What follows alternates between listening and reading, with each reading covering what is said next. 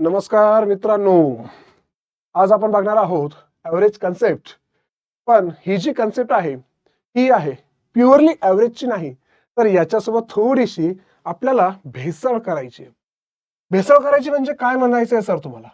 भेसळ करायची म्हणजे मला असं म्हणायचं आहे मित्रांनो, की आपल्याला ही जी कन्सेप्ट बघायची आहे ही प्युअरली असणार आहे ॲलिगेशन बेसवर. म्हणजे 80-90% ॲलिगेशन. त्याला फक्त कव्हर ॲव्हरेजचं असणार आहे, पण कन्सेप्ट ही ॲलिगेशनची असणार आहे. तर कसं आणि काय हे मी तुम्हाला एकदम व्यवस्थित आणि कमी वेळेमध्ये समजून सांगणार आहे. त्यापूर्वी तुम्हाला एक महत्त्वाचं सांगायचं आहे. या अगोदरचे लेक्चर जर केले नसतील तर सिरीज कंटिन्यू करा. एकही कन्सेप्ट मिस करू नका.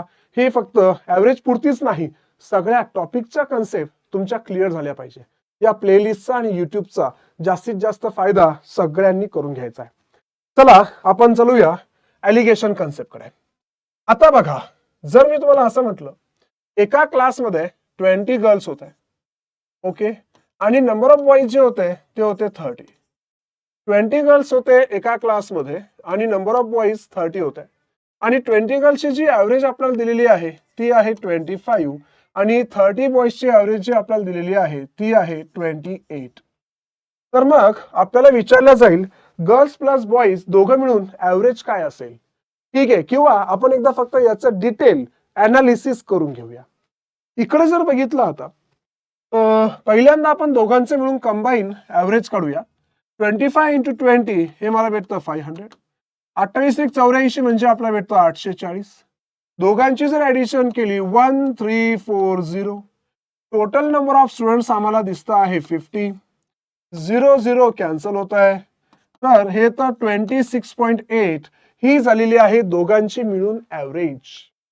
ही आपल्याला काय झालेली आहे? दोघांची मिळून ॲव्हरेज. आता इथे थोडं बघा, ॲलिगेशन नेमकं ॲव्हरेज मध्ये सोप्या भाषेत सांगतो तसं डिटेलमध्ये मी ॲलिगेशन मध्ये क्लिअर करेल. ॲलिगेशन हे ॲव्हरेज मध्ये नेमकं वापरायचं कुठं? ज्यावेळेस तुम्हाला क्वांटिटी ए दिलेली आहे, क्वांटिटी बी दिलेली आहे आणि दोघांचे मिळून दिलेलं आहे, त्यावेळेस आपल्याला ॲव्हरेज वापरायचं. आय रिपीट, ज्यावेळेस क्वांटिटी 1 दिली, क्वांटिटी 2 दिली आणि दोघांचे मिळून दिलं, त्यावेळेस आपल्याला तिथं ॲव्हरेज वापरायचं आहे. जसं की बघा आता गर्ल्सची जी ॲव्हरेज देण्यात आलेली आहे ती आम्हाला काय दिलेली आहे? 25. बॉईजची ॲव्हरेज आम्हाला काय देण्यात आलेली आहे? 30. त्याला दोघांची मिळून आपण ॲव्हरेज काय शोधली होती? 26.8. तर आम्हाला खाली जो रेशो मिळणार हा असेल नंबर ऑफ बॉईज आणि गर्ल्स यांचा रेशो. कळतंय? इथं ॲव्हरेज ॲव्हरेज ॲव्हरेज, इथं आम्हाला कशाचा रेशो मिळणार? Number of boys and girls. आता इथे बघा, यामधून जर मी याला सबट्रॅक्ट केलं हे मला भेटतं 1.8. यामधून जर मी याला सबट्रॅक्ट केलं, ओके, 26.8 आलेलं आहे ना. Yes, number of girls average 25 आहे आणि बॉईजची ॲव्हरेज 28 आहे. सॉरी, बॉईजची ॲव्हरेज आपली 28 आहे. यामधून मी याला सबट्रॅक्ट केलं हे 1.2 येत आहे. चला 6 ने डिवाइड करा. साइन 2 12 आणि साइन 3 18. बघा, नंबर ऑफ बॉईज आणि गर्ल्सचा रेशो 2:3 आहे मित्रांनो. आणि इथे सुद्धा जर चेक केलं, नंबर ऑफ बॉईज आणि गर्ल्सचा रेशो 2:3 आहे. म्हणजे हा जो रेशो आहे हा काही बदलत नाहीये. परंतु यासाठी एक गोष्ट लक्षात घ्या, आम्हाला नंबर ऑफ बॉईज किंवा गर्ल्सचा रेशो काढायचा असेल तर वरच्या 3 ज्या काही आपल्याला क्वांटिटी दिलेल्या आहेत त्यांचं युनिट सेम पाहिजे. किंवा असं असू शकतं, इथं ऑफिसरची सॅलरी, वर्करची सॅलरी, दोघांची मिळून सॅलरी, इथं सुद्धा नंबर ऑफ ऑफिसर्स आणि वर्कर्स यांचा रेशो मिळणार. Salary salary salary, average average average, हे सगळं युनिट सेम पाहिजे. Is that clear? म्हणजे ए दिलं, बी दिलं आणि दोघांचं मिळून दिलं, त्यावेळेस आपण ॲलिगेशन वापरायला हवं, हे तुम्हाला क्लिअर असलं पाहिजे. ठीक आहे, हे एकदम मी शॉर्ट मध्ये तुम्हाला कन्सेप्ट सांगितली. सर याच्यावर बेस काही एक्झाम्पल घ्या जेणेकरून आम्हाला ॲलिगेशनची जी कन्सेप्ट आहे ही परफेक्ट होईल. चला 1 बाय 1 सगळे प्रश्न आपण बघणार आहोत. इथं म्हटलंय average score of boys in an examination is 71 and that of girls is 73. बॉईजची जी ॲव्हरेज आहे ती 71 आहे, गर्ल्सची जी ॲव्हरेज मला देण्यात आली ती 73 आहे. The average score of the school is 71.8 आणि सगळ्यांचा ॲव्हरेज स्कोर 71.8 आहे. The ratio of the number of boys to girls that appear in the examination is. Boys आणि गर्ल्सचा मला रेशो विचारलाय. पुन्हा इथे एक गोष्ट ऑब्झर्व केली का? इथे आम्हाला पूर्ण स्कूलचं ॲव्हरेज दिलं, बॉईजचं ॲव्हरेज दिलं 71, गर्ल्सचं ॲव्हरेज दिला 73 आणि पूर्ण स्कूलचा ऍव्हरेज दिला 71.8. म्हणजे बॉईज दिलं, गर्ल्स दिलं, पूर्ण स्कूल म्हणजे सगळ्यांचं मिळून दिलं. त्याला डिफरन्स घेऊया. या दोघांचा डिफरन्स 1.2, इथला डिफरन्स 1.8. याचा रेशो आम्हाला भेटतोय 2:3. बघा ऑप्शन मध्ये आहे का 2:3? Yes, option C. विचारला नंबर ऑफ बॉईज टू गर्ल्सचा रेशो आहे 2:3. समजलं असेल किती सोपं आहे. यालाच आपण एलिगेशन कन्सेप्ट म्हणतो. फक्त वरती जे कपडे आहेत ते ऍव्हरेजचे, आतमधला माणूस हा एलिगेशनचा आहे. पुढे चलूया. पहा आता, the average salary of all workers in a workshop is 8,000. सगळ्यांची 8,000 आहे. The average salary of technician is 12,000 and rest is 6,000. बघा इथं टेक्निशियन आहे, इथे रेस्ट आहे. टेक्निशियनची आम्हाला दिलेली आहे 12,000, रेस्टची ऍव्हरेज आम्हाला देण्यात आलेली आहे 8,000 आणि average salary of all workers 8,000. Sorry, all workers 8,000 आहे, रेस्ट 6,000 आहे. बघा आता विचारलं काय पुढे, if number of technician is 14 then total number of the workers in the workshop. Total number of workers म्हणजे सगळे मिळून. ओके, आता पहिल्यांदा रेशो शोधूया. रेशो जर शोधायचा असेल, बघा आपण इथे 0 पण कॅन्सल केलं तरी काही हरकत नाही बरं. 12 - 8 4, 8 - 6 2, रेशो तो 1:2.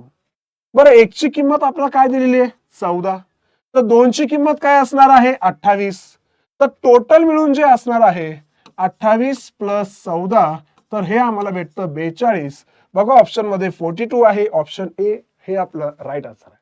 Total number of the workers म्हणजे टेक्निशियन आणि रेस्ट उरलेले धरून सगळे मिळून आम्हाला किती भेटतात 42. हा झाला आपला एलिगेशनच्या कन्सेप्टच्या जो यूज आहे ऍव्हरेज मध्ये ते.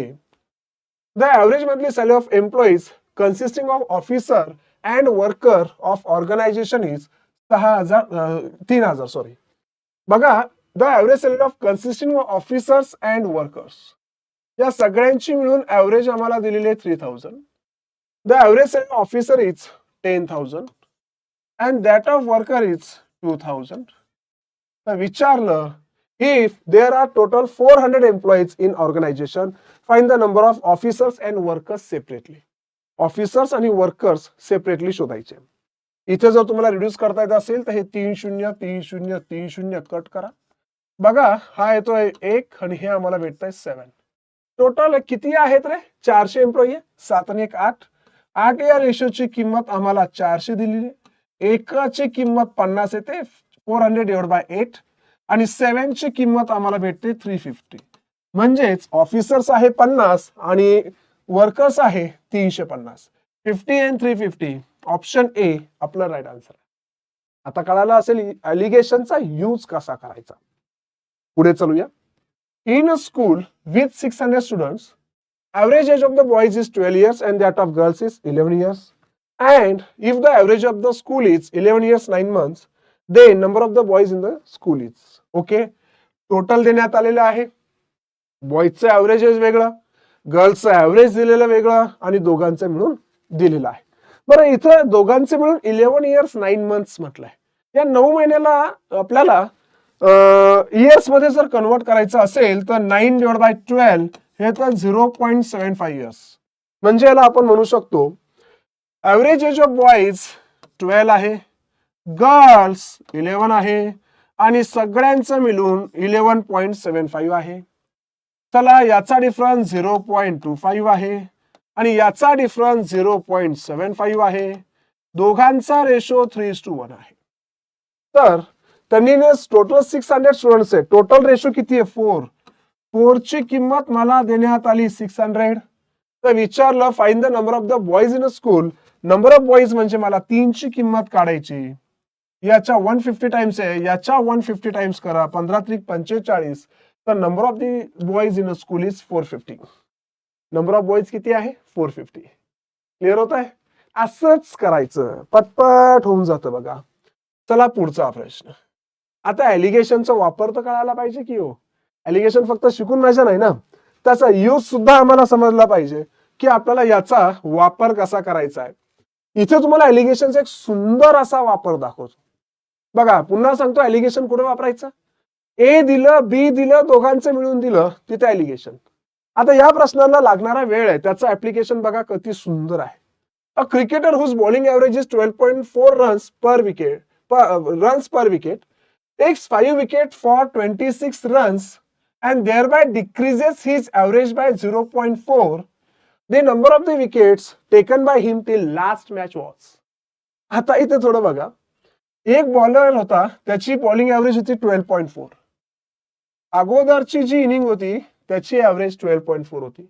नेक्स्ट इनिंग मध्ये त्याने काय केलं, 26 रन दिलेत आणि 5 विकेट घेतले. याचा अर्थ त्याची एव्हरेज काय झाली नेक्स्ट इनिंगची 5.2.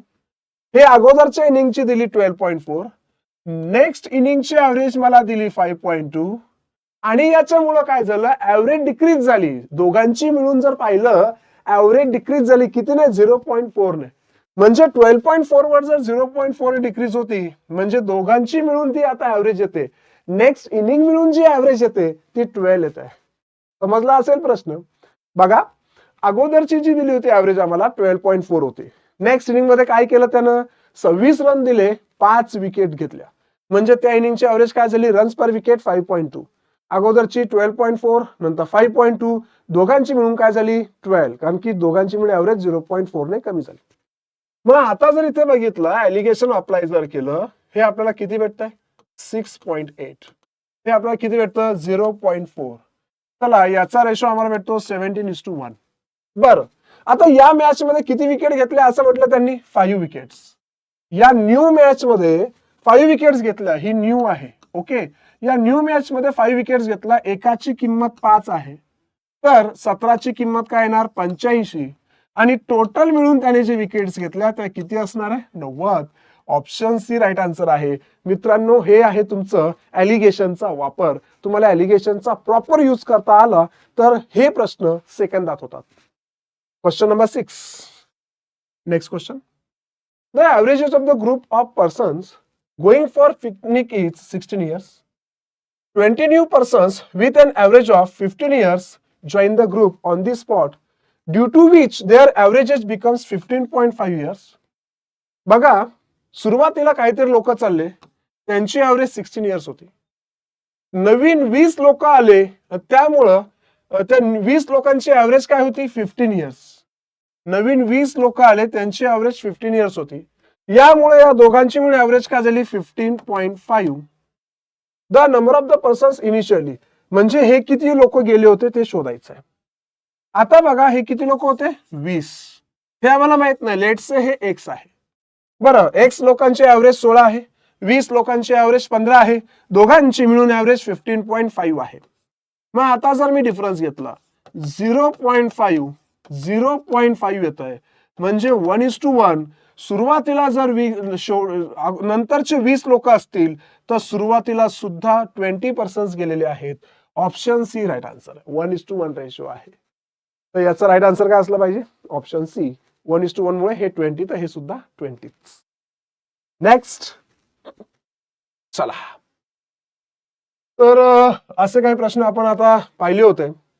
मला असं वाटतं हे प्रश्न आपण आरामशीर सॉल्व्ह करू शकता तुम्ही. चलो पुन्हा एकदा समजून सांगतो. ओके, चेक करूया.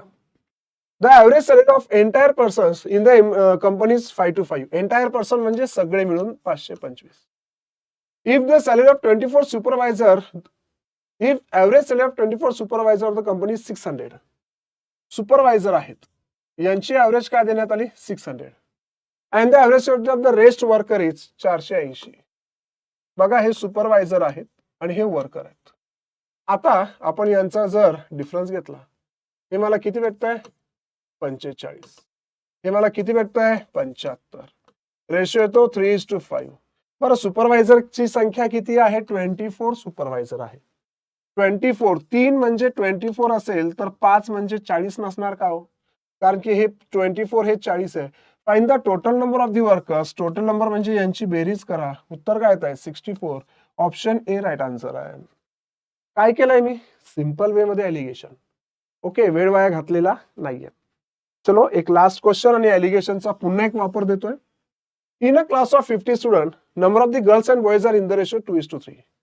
If the average marks of the whole class is 64.4, सगळ्यांची 64.4 आहे, and that of boys are 62. बॉईजची मला देण्यात आलेली आहे 62. विचारलं ठीक आहे, बॉईज आपण इकडे लिहूया. पुढे काय म्हणण्यात आलेलं आहे, बॉईजची 62 आहे. What is the average of girls, आम्हाला गर्ल्सची विचारलेली. चलो आम्हाला हे काढायचंय. आता बघा या दोघांचं आपण सबट्रॅक्शन करूया. याचा दोघांचा सबट्रॅक्शन येतो 2.4. इकडचं तर माहितच नाहीये, परंतु आमच्याकडे एक गोष्ट देण्यात आली आहे. नंबर ऑफ गर्ल्स अँड बॉईजचा रेशो 2:3 देण्यात आलेला आहे. नंबर ऑफ गर्ल्स आणि बॉईजचा रेशो 2:3 देण्यात आलेला आहे. याच्या 1.4 टाइम्स आहे. मग याच्या सुद्धा आम्हाला 1.2 टाइम्स आहे, तर 1.2 हे तर 3.6.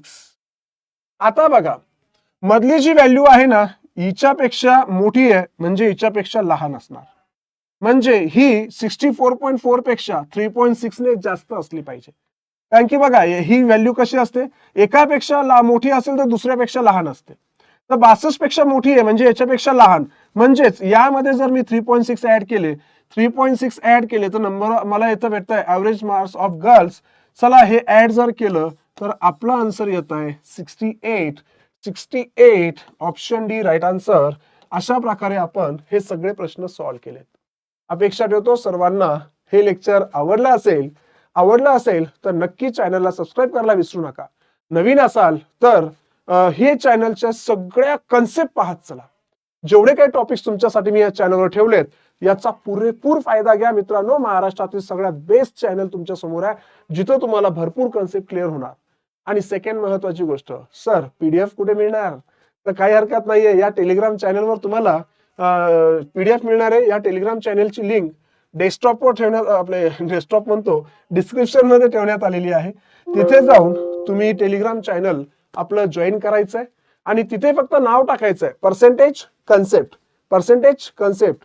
तुम्ही फक्त पर्सेंटेज कन्सेप्ट टाकल्या तर लिस्टच येणार. ऍव्हरेज कन्सेप्ट असं टाकलं तर पूर्ण लिस्ट येणार.